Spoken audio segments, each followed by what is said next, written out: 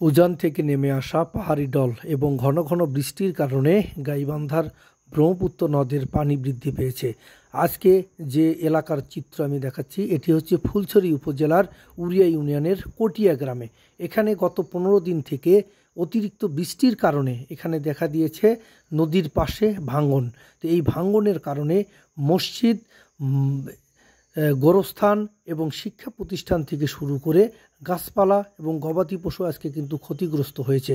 তা আমি কথা বলেছি এই অঞ্চলের মানুষের কাছে, তারা বলেছে এইভাবে যদি চলতে থাকে তো যে কোনো সময় নদী গর্ভে এটি কিন্তু এই অঞ্চল বিলীন হয়ে যাবে।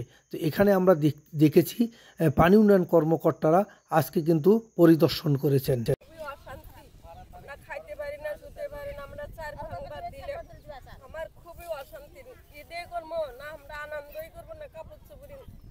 সমস্যা এখানে গত এক সপ্তাহ ধরে খুবই চাপ এই নদী ভাঙন।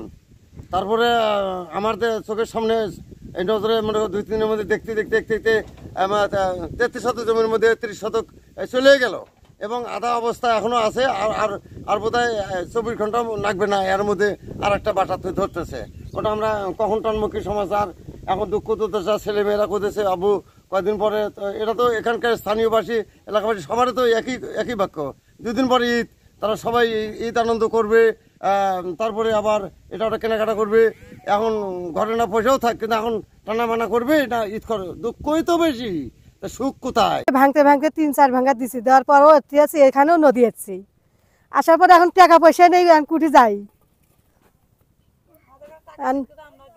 টাকা ছাড়ে তো ফাঁকে গেলাম হয়। এখন তাহলে আপনাদের চাওয়াটা কি? এখন চাওয়াটা আমাদের নদী বাঁধ দিলে আমার খুব ভালো হলো হয়, নদী বাঁধি দিলে আমার খুব ভালো হলো হয়। হলো উড়িয়া ইউনিয়ন, জেলা গাইবান্ধা, থানা ফুলছড়ি, উপজেলা কালীরবাজার। আমরা এনে থাকি, আসলাম কালাসোনা 8 নম্বর ব্লকে, এখন 2 নম্বর ব্লকে আছি। কি হচ্ছে দাদা এখানে বলেন? এখানে এই যে নদী ভাঙে যায়, এই জায়গাটা টাকা দিয়ে নিয়েছিলাম, এটা ভাঙে যাইতেছে। এখন তো যাওয়ার আমার কোনো রাস্তাই নেই।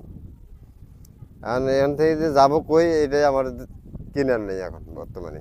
কতগুলো পরিবার আছে এখানে যে আছে 8-9 জন পরিবার আছে, 9 জন। পানি উন্নয়ন বোর্ডের লোক আসেনি? আসে, ওই যে দেখি যায়, ঘুরে যায়, বস্তা ফেলাবো এখানে, এটা সেটা করবো, আর করে না।